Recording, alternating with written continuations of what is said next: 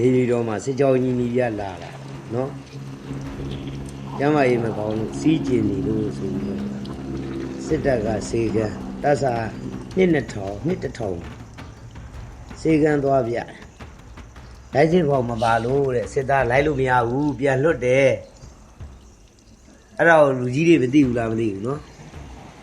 လိုက်စစ်ဖို့မပါလို့ဆိုပြီးတော့စစ်သားစေးတော်မကူပြီဘူးကျန်တာတော့မပြောနဲ့စမ်းတော်မကြည့်နော်စေးပြလုပ်ငန်းနော်စစ်သားတွေကျမ်းမာရေးကောင်းတယ်ဘာဖြစ်တယ်ညာဖြစ်တယ်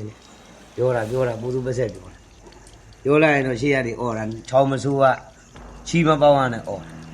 တကယ်လေစေကလည်းသွားလိုက်တော့လိုင်းစစ်ပေါင်းမပါလို့လေမရဘူးနော်အဲ့ဒါကိုစစ်သားတွေကဘာဖြစ်တယ်ညာဖြစ်တယ်ပြောနေဒီလိုအမှန်တရားတွေတည်စောင့်မြင့်ကြအောင်လက်စား1,000လား1,000ကလက်မခံဘူးဗျာစေကလိုက်တာ